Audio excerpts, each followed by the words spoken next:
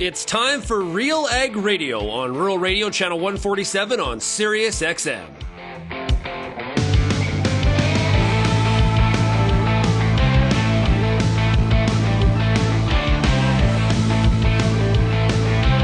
RealAg Radio and RealAgriculture.com is your home for insight and analysis of the issues that are impacting your farm business.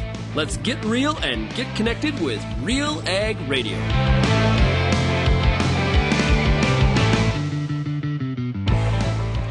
Welcome to RealAg Radio here on Rural Radio Channel 147, Sirius XM. I am your host for the day, Lyndsey Smith, because yes, it is Tuesday, and that means it's time for Tuesdays with Lyndsey. So here I am. Hope everyone's doing great. It is the last day of April. I don't know about you, but where I am, it is definitely April showers, hopefully bringing those May flowers, because frankly, it's kind of gross out. I'll be honest. But yes, okay, fine. For those areas that need the rain, cool. But I think for many of us, we are looking forward to a couple dry days, maybe get some crop in the ground, and then the rain can come back. Or, heck, send it to, Alberta, northern Saskatchewan, the places that need it. Today's show, I got a good one for you. Some exciting news in the world of podcasting. We've got the Ag Policy Connection is launching. Season 2 launches this week. So this is hosted by Calvin Hepner. It is supported by CAPI, so that's the Canadian Agri-Food Policy Institute. And so I've got Tyler McCann. He's the managing director of CAPI. He's going to join me to talk about last season of the Ag Policy Connection and what to look forward to this season and why, frankly, we're having these discussions about policy, both past and present and, frankly, future. So stick around for that right after the break, right after this intro. We've also got a product spotlight today. We're going to be talking with Rob Meijer. He's new with Genesis Fertilizers, so we'll get to know Rob. And then I've got my discussion with Lee Anderson. He's with Farm Credit Canada. FCC just came out with a report on harvest equipment sales for the year, and well, they're not looking great, maybe to no one's surprise. But this ties in also with a couple other machinery stories we've been working on, and frankly, just overall economic picture stories that we've been working on. And so Lee is going to share some of the findings from the report about just the pace of harvest equipment sales and how, of course, that reflects what's happening with interest rates, general profitability of the cropping season, etc. So stick around for that. And then for the end of the show, we're going to wrap up with a clip from the Agronomists from last night. I had John Gavloski, he's with Manitoba Agriculture, and Tracey Baute with Ontario Ministry of Agriculture, Food and Rural Affairs, join me for a riveting discussion, and I mean riveting, on early season pest pressure. There are no jobs quite like being an entomologist, where you have to really have a love of insects. And yes, they're super cool at times, but they're also really, really gross. So I highly recommend, if you're more of a visual learner and you want to know more about what the insects we talk about actually look like, what some of the symptomology might be on the plant feeding, check out the actual whole video that we have. Of course, it goes 8 p.m. Eastern on YouTube or realagriculture.com/agronomists. You can find all our past episodes there, as well as if you go there at showtime, you can actually click the live link and join us. You can ask all your questions, all sorts of those great things. But yeah, if you subscribe to our YouTube channel, you'll find it there as well under our live tab. Anyway, there's some really gross visuals of grubs and other insects. But this particular season is an interesting one because for Ontario, we didn't really have much of a winter. And even for parts of Manitoba, it was a relatively mild winter and has been a relatively warm spring. And that causes issues because insects, as we know, are very driven. Their development is very driven by heat. So the more accumulated warmth early in the season, the more likely those insects are going to be there already or earlier when you put that crop in the ground. And as Tracey Baute points out, it really does mean that the faster a crop can get up and get growing, the better. And so this may be one of those times where a bit of patience really pays off in maybe not being the first one out in the field. Okay, that's at the end of the show. Stick around for that. If you've got any feedback, of course, call that feedback line 855-776-6147, or is it me an email, lsmith@realagriculture.com. Okay, I'll be back with more right after this.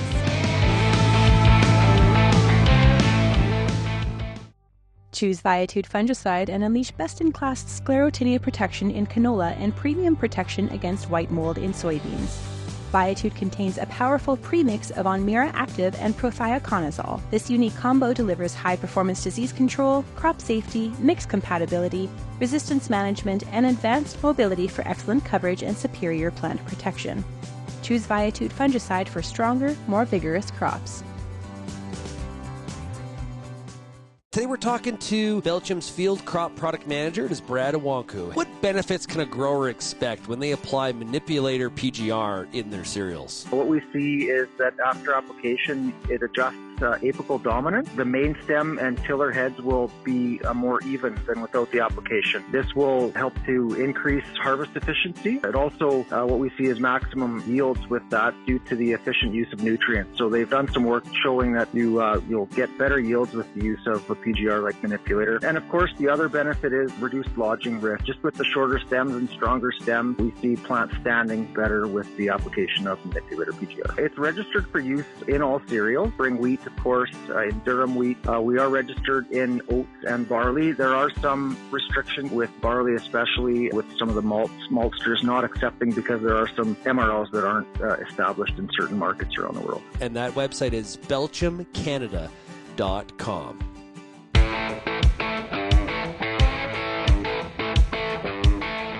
Welcome back to Real Ag Radio here on Rural Radio, Channel 147. I am your host, Lyndsey Smith, and it is Tuesday, April 30th. That's right, time for Tuesdays with Lyndsey. For balanced nutrition and micronutrients, the best answer is WolfTrax DDP from Koch Agronomic Services. To learn how WolfTrax can ensure nutrient availability through a crop's growth cycle, visit kochag.ca. That's Koch ag.ca. All right, joining me now, I've got Tyler McCann. He's the Managing Director of the Canadian Agri-Food Policy Institute. Hello, Tyler. Welcome here. Hi, Lyndsey. Thanks for having me. Okay, so it's an exciting week. We are launching Season 2 of the Ag Policy Connection, brought to you by Cappy, hosted by our own Kelvin Hepner. First, let's back up. What is the Ag Policy Connection podcast all about? Lyndsey, it's our effort to try and help dive a little bit deeper into the policy issues that matter to Canadian farmers. You know, we hear a lot in the headlines, but agriculture is a complex, complicated world where nuance really matters. And so this is our effort to dig a little bit deeper and go beyond the headlines and talk about these issues that are incredibly important to the future of Canadian agriculture and food. Now, Season 1, really interesting. It looked backwards a little bit more. It looked at sort of where we're at on some policies and how we kind of got here. So let's maybe recap that a bit before we dig into what we're going to hear in Season 2. But some of the topics covered were those big picture things, but sort of more historical. Why was that important, do you think, in Season 1 to sort of look back? Well, what we wanted to do was peek behind the curtain and try and better understand what actually is happening. How do we get to these decisions that have had a huge impact? So if you look at the Canada-EU Free Trade Agreement, which was one of them, how did those negotiations play out? How did we arrive at the agreement that we did at the end of the day?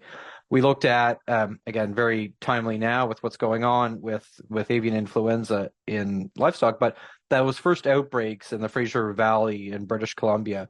What happened? How did government work? What lessons did we learn? And really, again, trying to bring people that were there, that were at the table, that were involved in these decisions, in the negotiations, in the policy development, bring them to the table and have them explain to us how this unfolded and how we got to where we did today. Mm-hmm. And I want to just say, for anyone who hasn't listened, you can, of course, always go back and listen to Season 1 before you jump into Season 2, which is going to launch this week. And I will say, hats off, Tyler, to you and your team, but also to Kelvin for wrangling some of the amazing guests that we've had on. We've been really appreciative of the people who have given us their time. And it has taken, I won't lie, it's a lot to coordinate everyone's schedules to get everybody together. But I really do appreciate the voices that have been captured and put together. And so Season 2 is more of that. What are we going to hear in Season 2 of the Ag Policy Connection? So in Season 2, we're looking more forward to the future.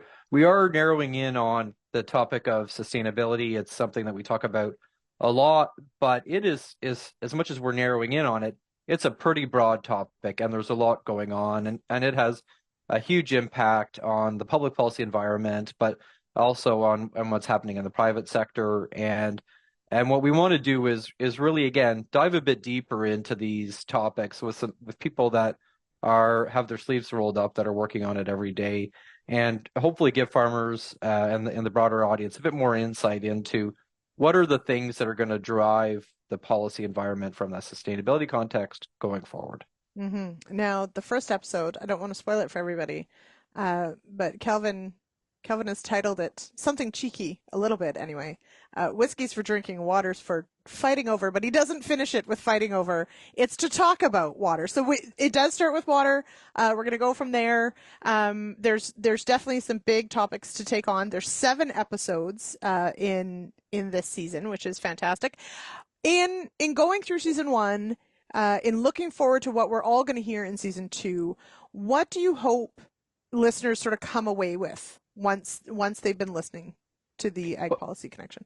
I hope they have a better understanding around what are the policy debates that are actually happening, what's some of the nuance that's driving decision making, and what are the things that we all need to be thinking about as we get to policy decisions and policy actions. And again, we hear a lot of sound bites. I think a lot in the kind of the political context that we operate in, a lot of people really do want to talk in sound bites and think that we can solve the world's problems in sound bites. But that's not how the world works. That's not how policy development happens. I don't think that that's in farmers' interests to have policies driven by sound bites. We need to have a better understanding about the complex, complicated, nuanced world of policy development. And hopefully people can spend an hour listening to Kelvin talk to some pretty smart people about water policy and come away with a bit more of a sophisticated understanding about what's at stake and what's driving decision makers. Mm-hmm. On that note, from the perspective of the understanding, we hope that, or I at least hope that from understanding perhaps comes better conversations, better dialogue, and ultimately better policy. What do you think are some of the biggest challenges we have in Canadian agriculture in building better policy? You know, I think especially when it comes to sustainability, one of the problems that we've gotten to is actually that the policy environment is too upfront. And I think we've fallen into a bit of a trap, especially at the federal level, of thinking we're doing this, or a lot of this discussion is being driven because the federal government says it needs to happen that way. I think if you look around the world, I mean, maybe start just on, if you look at on farms across the country, so much of what we need to be doing and what farmers should be doing to be more sustainable is just better for their bottom line, right? Like that should be the starting point of a lot of these discussions around the future of sustainability policy is how can we do this in a way that helps farmers be better farmers, could be more competitive farmers, be more profitable and more prosperous farmers. Taking a step beyond that is what's happening along the value chain. How do we better understand expectations of consumers in Canada and around the world, what they're meaning, what do the food companies mean, what does that look like? We need to understand that we've got this investor pressure that's driving better reporting and more requirements, you know, that the role that's happening. And the policy environment, rather than driving all of that agenda, should be facilitating and enabling it. And I think, unfortunately, for a number of different reasons in Canada, we've got the policy environment out front, and we need to maybe look at how do we better understand all of those other things that are happening, all the other drivers for why sustainability is a good thing, and reposition the policy debate, the policy context to support, enable, and facilitate improving the sustainability of the sector. It's also a word, sustainability, that sometimes gets the hackles up, because I think probably some of the things you've just outlined where, you know, it hasn't necessarily always been rooted with, I mean, sustainability is supposed to have economics as one of the pillars, right? Something cannot be sustainable if economics aren't part of it. So it is a tough one sometimes in agriculture for us to, you know, be like, ugh, you know, don't use that word or whatever, but it is here. It is a discussion. We have to have it. How do you think we can sort of better approach that term of sustainability and make it a productive conversation? And Lyndsey, we did a study with RealAgri Studies a year ago. We put out a report that highlighted that a big piece of feedback that we got from farmers was, what the heck do you mean when you talk about sustainability? And if we struggle even with a definition of it, it really does make progress challenging.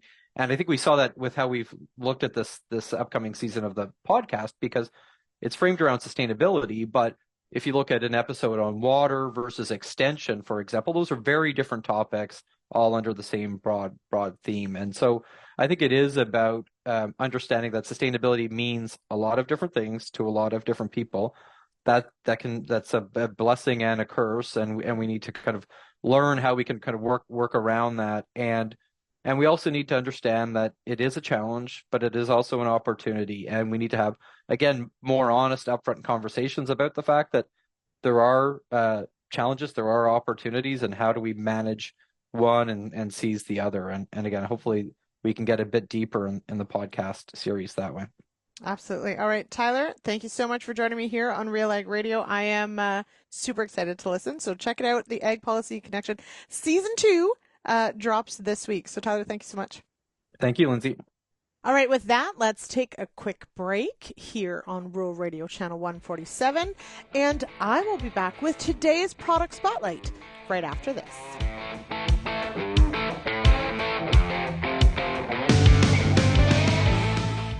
If you have a growing list of questions about getting more from your fields, know that Koch Agronomic Services has an answer for every acre. With a full spectrum of nutrient management, nutrient protection, and seed enhancement options, Koch Agronomic Services offers a deep portfolio of agronomically effective products, each designed to enhance yield potential, all available to help solve your problems. Find the answer that's right for your acres. Start by visiting kochag.ca. That's KOCH ag.ca. Canola is more than just a pretty face in the prairie landscape. It's a big business, both here and around the world, that requires you to be informed and up to date on everything it takes to grow a successful crop. The Canola School on RealAgriculture.com has an expert library of video resources covering markets, agronomy, and more to help you grow a healthy and profitable canola crop. Visit canolaschool.com today. Brought to you by BASF Canada and Invigor Hybrid Canola. Peter Johnson at Wheat Pete, RealAgriculture.com, and what an opportunity! Oh my gosh! You think you can't grow better wheat? You are absolutely wrong. We're going to show you how to strive for those record wheat yields that they get in the UK and in New Zealand. You can grow 150 bushel wheat. I'll show you how. Catch Wheat Pete's Word every Wednesday on RealAgriculture.com or download the podcast on iTunes or Spotify.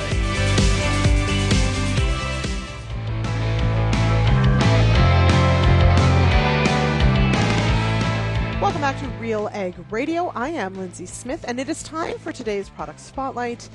Joining me now is Rob Meijer. He's the Vice President of Strategic Alliances for Genesis Fertilizers. Welcome here, Rob. Well, thanks, Lyndsey. Appreciate it. Hope all is well with you as well. Okay, so Rob, this is new. This is exciting. You've recently joined Genesis Fertilizers as the VP of Strategic Alliances. Tell us about what brought you to Genesis and how excited you are about building a new nitrogen plant in Western Canada. Yeah, this is a great moment. And I don't want to put it all on me. What's transpiring here and the development of what's happening with Genesis it's phenomenal. When I look at my career, Lyndsey, I've been pretty fortunate, working for probably two of the larger agribusiness companies on the planet. But one thing we know, most of us know is that for any of these organizations to be successful, the most important ingredient, who they rely upon, it's the grower, it's the producer. And while I've looked at my career and the development over the last couple of years, I've worked in the beef industry and the grains and oil seeds, and I can go on and on. What's happening here with Genesis not only excites me, it attracts me, and I feel pretty confident in where the business is at today. There's a lot of hard work to be done going forward, but what a time to jump on board. This to me is a legacy moment, and I'm really honored to be a part of this. Now, this is a significant project, as you've alluded to. This perhaps the biggest ever to build for nitrogen of this scope. I know this is a new role for you, but as you mentioned, with your ag business background, what is it about Genesis that has grabbed your attention? What really has been the attention grabber since you got going with Genesis? Yeah, it's a good question. We'll obviously get into a little bit of the finer details and the mechanics and the update, but really when you make a move like this in your career, it doesn't matter what organization you're working for or what space you're in, but there's certain things you're looking for, and that's around integrity, around culture, work ethic. So I think right from the beginning, as I started talking to the group, what really impressed me and certainly has me confident in, part of this legacy moment. This for me is going to be, something about, the history of Canadian agriculture. When we look back, I feel that strongly about it. Many agribusinesses are out there, and Genesis for me is one of the very few, if not the only, that I can think of that's being built for producers by producers. The team of experts that they've assembled. The key is the passion. This is a local business that's being built. Producers are a part of the team. They're on the bus. They're a part of this organization.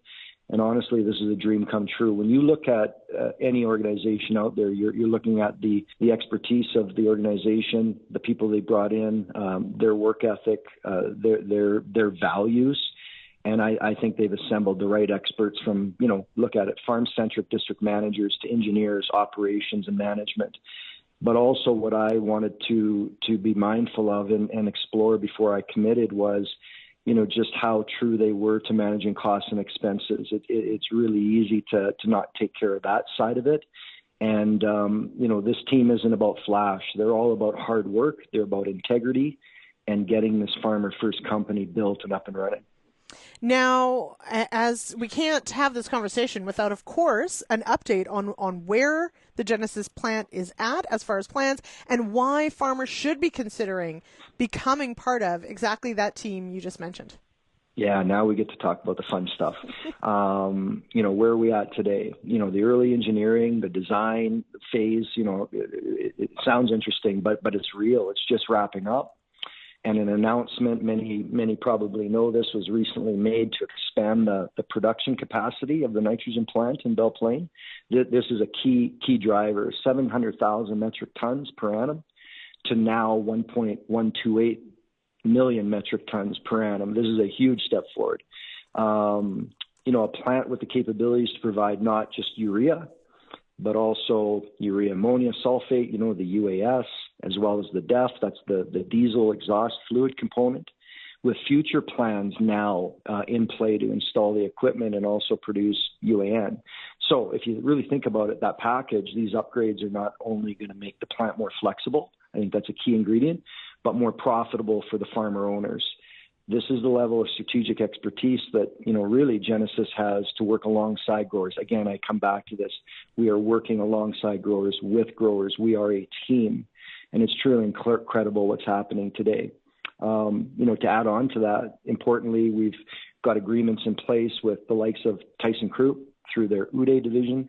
And this is all about the engineering side. So if you look at it, to begin the pre-feed, and once that concludes, we believe in the next few months, the full feed's going to be beginning. And this is where it gets really exciting because you've got specialized team of engineers, construction experts, will then fully design and cost out the plant. And, this is where the rubber's starting to hit the road. So, we're entering the spring. Farmers are thinking about their businesses, their crop plans, their fuel, their fertilizer. And here we are, and we're right in the mix of it right now with, incredible experts. And we're pushing this project, and it's a great time to be on board. All right. And Rob, for those interested, where can they go for more information? Yeah, really, I would just encourage everyone. It's busy times, right? Everybody's focused on their business. They got their plans and they're mapping out their costs and, they're keeping updated on the market. I just ask everybody out there, take a moment, do some due diligence, spare 2 hours in your week from Sunday to Sunday. It doesn't matter when it would be. Reach out to us.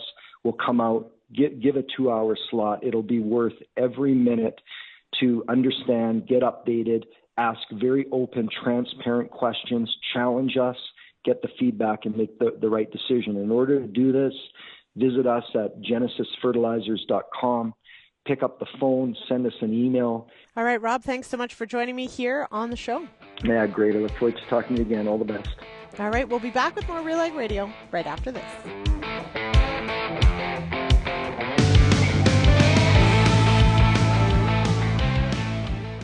Dad, we missed the window for a PGR in our cereals. Why didn't you add it to the herbicide? What? With Manipulator PGR, we can apply as early as one tiller. Just add it to the herbicide, no separate pass. Don't miss out. Manipulator PGR is proven in wheat, durum, barley, and oats to shorten plants and even out the main stem and tillers. This results in reduced lodging risk, improved harvest efficiency, and increased yield. Talk to your crop protection retailer for more info and to confirm acceptable tank mixes. Hi, I'm Bernard Tobin, host of the Soybean School on RealAgriculture.com. Throughout the year, on the Soybean School, we'll bring you timely agronomic video content from planting to harvest, from the latest agronomic research to the latest in production technology. Check out our massive video library on YouTube, RealAgriculture.com, or download the audio podcast versions wherever you get your podcasts. The Soybean School is brought to you by BASF and Syngenta Canada.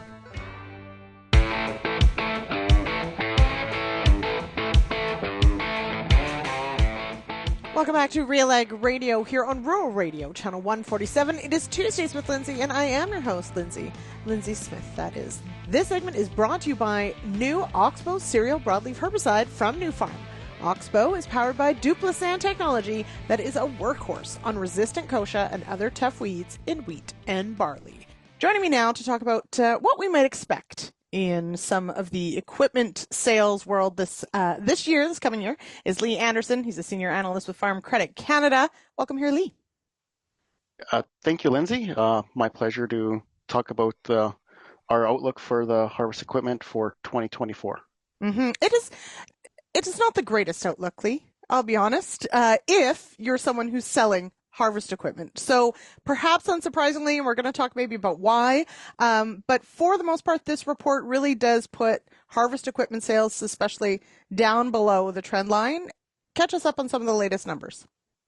Absolutely. So I just think maybe to step back is, the last several years have been kind of that opposite, but even coming out of the pandemic, we saw, some strong sales, but also supply chain issues, unavailability of equipment, and we did see that on the combine side as well, where the new combines weren't arriving in time, or guys couldn't get them, so they were, going to the used market, overhauling their existing ones to make them last longer. And fast forward now till where we are today, new combines are rolling in, trades are happening, and now we're starting to see, kind of a buildup of used inventory. Okay. So some of this isn't necessarily too surprising, but we are seeing, yes, a little bit of a softening of the harvest equipment market going into 2024 as well. Now, combines, as you mentioned, combines are a big part of that, obviously, but we are talking, harvest-related equipment, so headers and those sorts of things as well. Does the same hold true, the same sort of dynamics, or are they somewhat different for harvest equipment? For overall, yes, that kind of a similar trend there as well on the headers and the grain carts, that we are seeing, a slowdown on those as well. They're kind of, we called it the complementary pieces of equipment, because of course combine is the big one. But yes, we are seeing some slowdown in sales there. Now, on top of that is also, especially in Western Canada, that drought that happened, last year, and then of course on our radar for this year is, will that also lead to some softer sales? If you're expecting a big bumper crop, sometimes that's where you go out and replace that grain cart because you got a big crop coming, or a bigger header. So I think that did play into the softness as well that we saw that is occurring. Now, of course, we've also got, these are large capital purchases. We've also got a climb in interest rates in the last little while, and we've got a softening on the crop prices side. How has that impacted or played in, and are we still to see maybe just how much of an impact that has going forward? Yeah, it's definitely been on the minds of producers. The last year, producers really that we talked to have been having a big focus on equipment cost per acre. So they're really watching, equipment prices have jumped up. Of course, interest rates climbing have really changed their per acre payment, or just their overall cost to the farm. So really focusing on that and being a bit cautious on some of that investments that they were doing.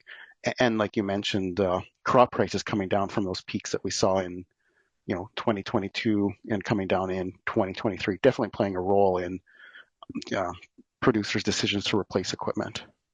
Now, I mean, most producers, especially, I mean, we're talking sort of broadacre grain producers that are, trying to plan for some of these larger purchases over time.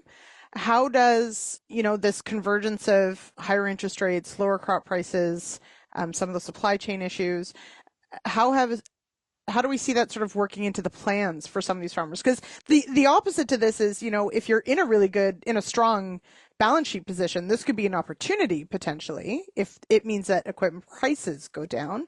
But is that necessarily what we're talking about? Absolutely, that's what we're talking about. So that's where we kind of finished our outlook on that note, which is still good news for dealers and anyone in the equipment industry, and that opportunity for producers. As inventory builds, they have more options, and then they can really find the piece that works best for their farm, right? That helps them find those efficiencies and reduces those per acre costs. So I think that's the kind of the silver lining, that there is still an opportunity here, and for producers and the industry to where the sector's going. It's softening, but it's still going to be a pretty good overall market going forward, and especially for those that are investing for kind of that long-term view, right? So yeah, well, and I think about as well in talking to some farmers who have perhaps been challenged to find the pieces of equipment they've wanted. More inventory means you may actually be able to find the pieces that you've been looking for. Exactly. Before, maybe they delayed a purchase, or they ended up with one that it worked, but it wasn't the one they wanted. So now they can go and do that trade and get the one that will work the best for their operation. Mm-hmm. And we had mentioned earlier, you had mentioned that, strong balance sheets, that is really, we're seeing maybe some potential lean profit years for 2024, especially in Western Canada with drought looming and commodity prices coming down. But those strong balance sheets are really setting us up to get through a lean year and still make those equipment purchases that are necessary. Mm-hmm. Now, there was one in your report. There's one bright spot as far as what is trending perhaps a bit stronger, and that's the four-wheel drive tractor market. What's happening there? So what's happening there? They did see some, delays in deliveries the last few years from supply chains, but also that complementary piece for seeding is we did see some delivery delays, and the market's still staying strong for air drills. But go fast forward to where we are today in Canadian Ag, we use these tractors as well for at harvest time, and we're still forecasting sales will be relatively strong for four-wheel drive tractors for 2024. So that is the good news. We do see this maybe tapering off by the end of the year, and probably as we head into 2025. Okay. So we'll see where actuals come in, but we are projecting it to stay strong for this year. Okay. Just as we wrap up here, there is and we'll link to the actual report in the post if you want to go through it. But there is a pretty telling graph there on the combine sales on the 5-year average. I mean, the 2024 is starting out really low behind that average. So, how low is it? Give us some numbers on that one. Yeah, so it is trending below the 5-year average in the last several years. This is all, kind of preliminary. We get some data from Iron Solutions, which on the used market, mm-hmm. and then it'll depend if some of those sales were delayed. But it also has, I think, it points to direction of where we could see, the auction market season that's mm-hmm. going to be starting up now. What can we expect? I think we can expect it to be a little bit softer going into there, and then depending what weather brings for crop production. Mm-hmm. Some timely rain might change a lot of outlooks for several areas. Exactly. Like other years, it always comes down to those in-season rains. Yeah. Well, we'll know in about a month from now, we'll have a better idea. All right. Lee, thank you so much for joining me here. I really appreciate it. And we will, of course, link to the report with Farm Credit Canada in the post as well. So thanks so much for joining me. Thank you. My pleasure. All right, so as discussed, if you want to head on over and let us know your plans for machinery purchases in 2024, you can, of course, also participate in that poll over at RealAgriculture.com. Just scroll down, you'll find it there. The question essentially is, Are you canceling plans because equipment purchases are just too risky or expensive? Have you delayed them and maybe, only by a year? Or were you not planning to buy equipment anyway? Or are you going to buy? The plan is the plan. You've got everything lined up. You're going to do it. Let us know. Head on over. Right now, I will tell you that 37% of those who have answered have said that they weren't planning to make equipment purchases this year anyway. But let's face it, there are sometimes those equipment purchases that happen when you least expect it. So I hope if you weren't planning any, those bills don't come due because, well, frankly, it happens. Okay, let's hop now to a quick break, and I will be back with our last segment of the day. That's right, we're going to grab a clip from last night's episode of The Agronomists, some fascinating and very timely discussions on scouting for certain insect pests early in the season because, oh my, with the mild season that we had, with the almost no winter in Ontario, there are some very hungry insects that could wreak havoc in your field. So yeah, I'll be back with that right after this.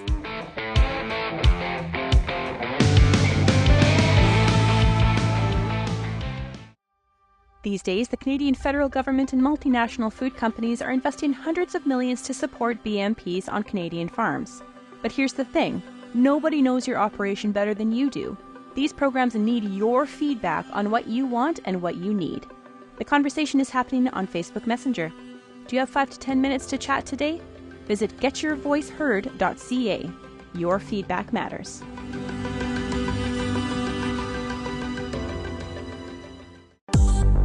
I'm Lyndsey Smith from RealAgriculture.com. Join me Monday nights for The Agronomists, a 1-hour live and interactive show broadcast across YouTube, Facebook, and X. Monday nights at 8 p.m. Eastern, I host expert agronomists from all over the country to give you answers to some of the toughest agronomic questions. Join us live or catch the replay Tuesday morning. That's The Agronomists with me, Lyndsey Smith, Monday nights live at 8 p.m. Eastern.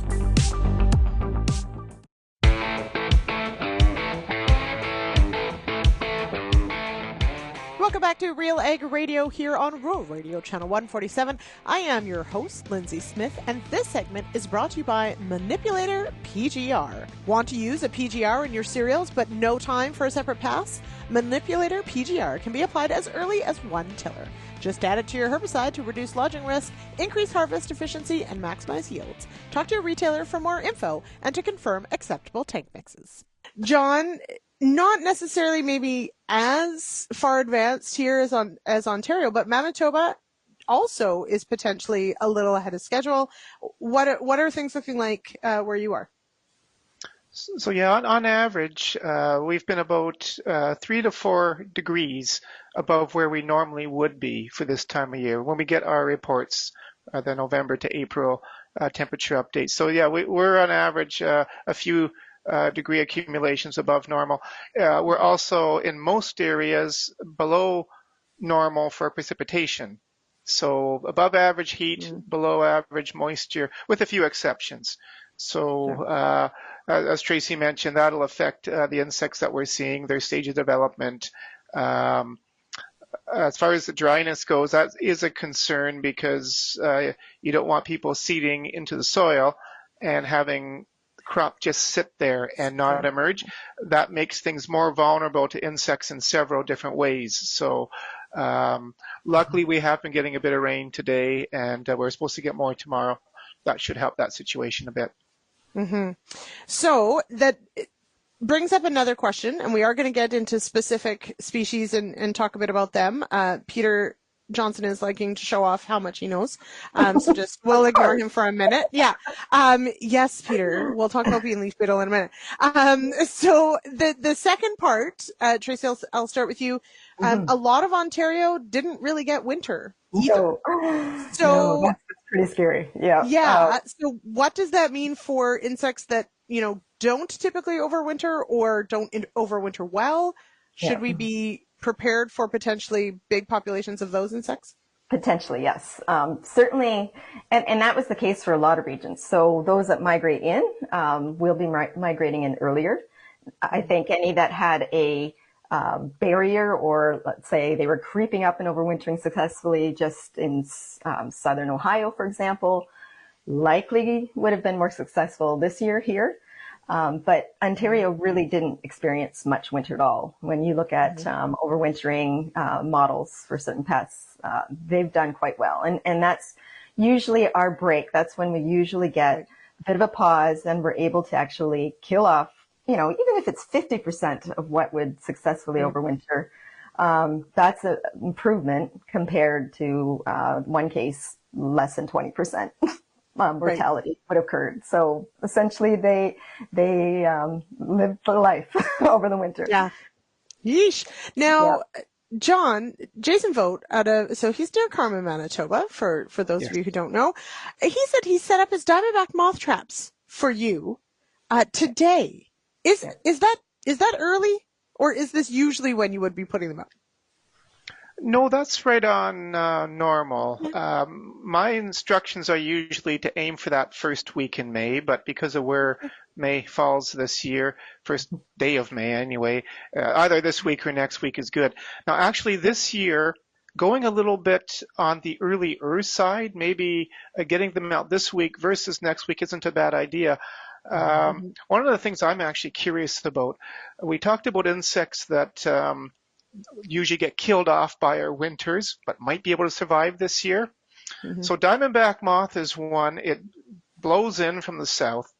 The prairie winters are pretty hard on it, and we go with the assumption that they shouldn't be surviving our prairie winters. However, we do have good, at least anecdotal evidence that in some years, some can. One year we had a really warm March one year, and I put some traps up just out of curiosity. End of March, I caught just a few, not a lot, just a few diamondback moth in really good shape. So they obviously didn't blow in. They overwintered. So there is some evidence that under warmer winters, some can survive. Now, whether that's going to be enough to cause a problem or not, my speculation is that if we have an issue, it's going to be because they've blown in. But I'll be really interested to see when Jason and other people that do set up their traps this week change them next week, whether we're getting any of these, even if it's lower counts, whether we're getting anything this early. John, what do we have to think about as far as, so maybe not nighttime per se, but dusk or something like that?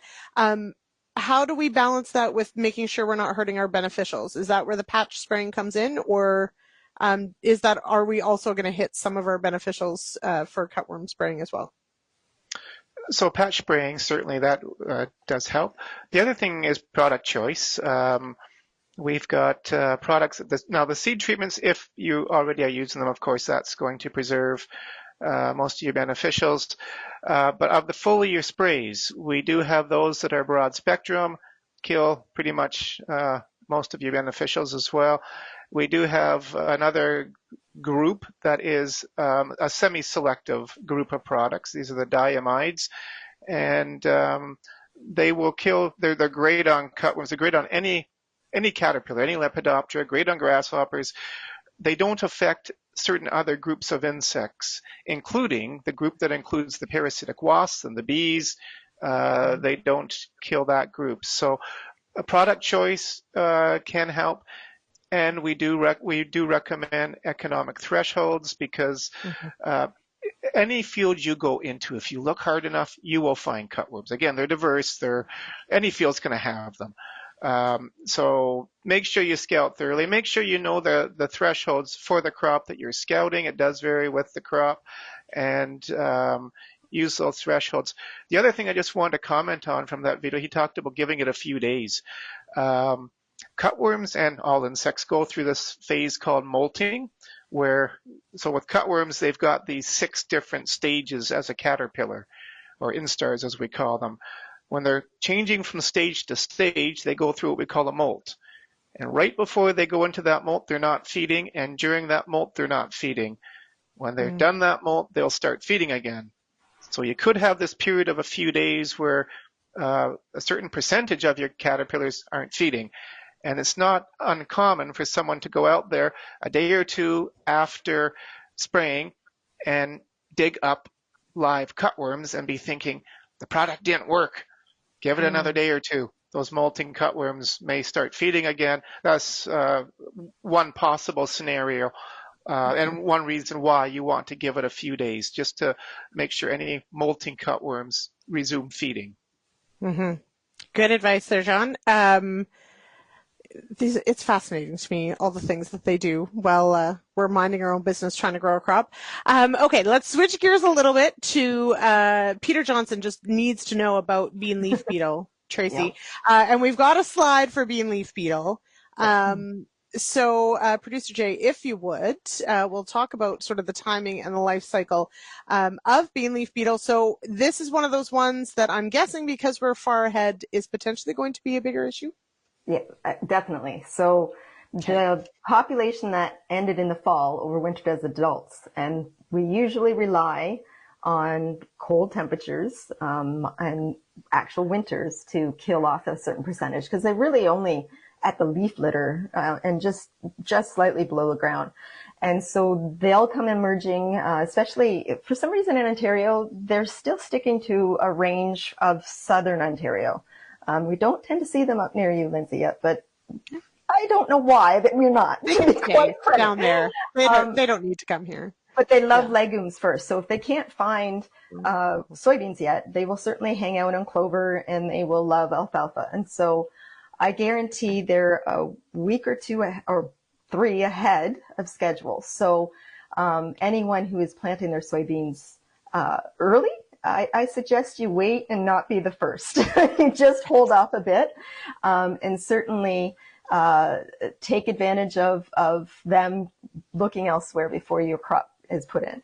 But for sure, I don't know if you can switch to the next slide, but they overwintered quite well. So work done back in 2000 to determine how successful bean leaf beetle can overwinter.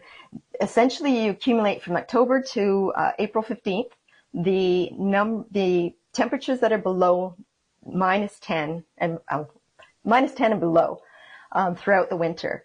And so you need an accumulation of about negative 600 to see 75% kill, about -200 to see 34% kill, and we barely, looking across southern Ontario, barely rate test 25% kill. So that's concerning. So that tells me they've done quite well.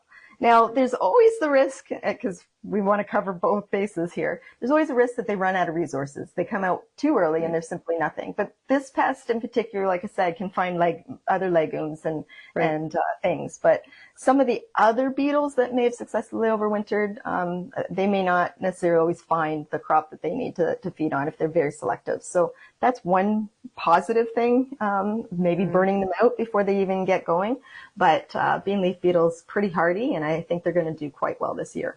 So I strongly suggest people using seed treatment if they're going to be. So yeah, that was my next question. So do we have effective seed treatments for bean leaf beetle? For sure. And then certainly too, you still have the ability to scout for them afterwards, even if you didn't get an insecticide seed treatment on, because you can target them with a foliar insecticide and still manage to get them.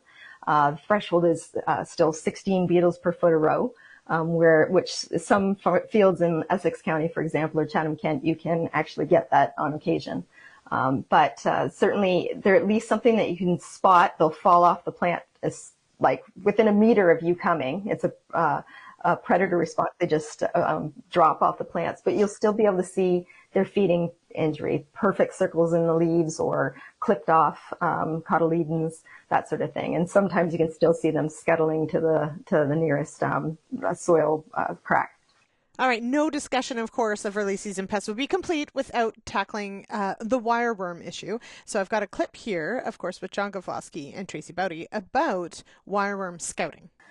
Yeah, you certainly need to realize that at least the historical seed treatments were just drugging them, keeping them kind of at bay for a bit.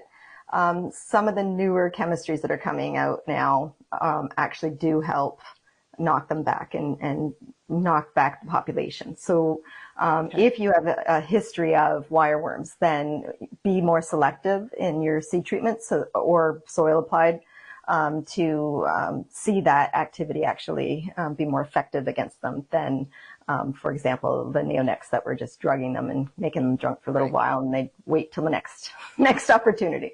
So yeah. And which crop are they the biggest pest of for Ontario when it comes to wireworm? Cereals, certainly, they can be, and then corn, depending on, and again, in a year like this where we're planting into pretty warm soils where they'll be up and active already, we can see some feeding from them. Okay. Now, and John, they come up, but then as the season goes on, they go down the soil profile, right? Like they'll eventually sort of move their way out of where we would find them? They do, yes. They don't like it when the soil gets too dry or too warm. So that's why they are, except for potatoes, they're primarily an early season pest because, again, and they're feeding on seedling plants that time of year as well.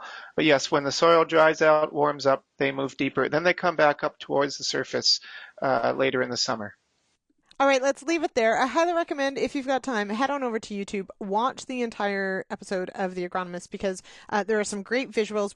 I didn't pull any of the clips that talked about grubs, but there are like at least 6 different kind of white grubs that actually are distinct and can do different things and have a different risk profile. And some of them may even, well, one in particular may be new. And so Tracey Baute would love it. If you're in Ontario, you're digging up white grubs, please take the time to identify them. And if you happen to not know what you're looking at, to give her a call, drop her an email and see, because she's trying to find a particular one that she thinks may be creeping into Ontario. I believe it's the Asiatic garden beetle. So it's a white grub, and we did spend quite a bit of time on identifying characteristics of these. And this is what makes me just love entomologists more every time I talk to them, is just how much time they spend looking at the hind end of insects, because apparently that's how you tell who's who below ground. So there you go. Okay, thank you so much. That does it for me for this Tuesdays with Lyndsey. It's May tomorrow, everybody, and I'm pretty excited. I'm looking forward to the seeding season, this planting season. I hope it's going well where you are. If you've got feedback on today's show or anything else we cover really on RealAg Radio, drop us a line, 855-776-6147. We do love to hear from you. Questions, comments, story ideas, or of course, if you want to join that Farmer Rapid Fire family, you can do that as well. You can always zip me an email, lsmith@realagriculture.com. I also take requests for the agronomists. So if there's a particular agronomy topic that you would like to see on the show or discussed here, let me know. And I'll do my best to find some fascinating people to talk about it. It's a lot of fun, and we all learn together. And what's the saying? If it's fun, it gets done. So if it's fun, we're going to learn. And that's, so saith me.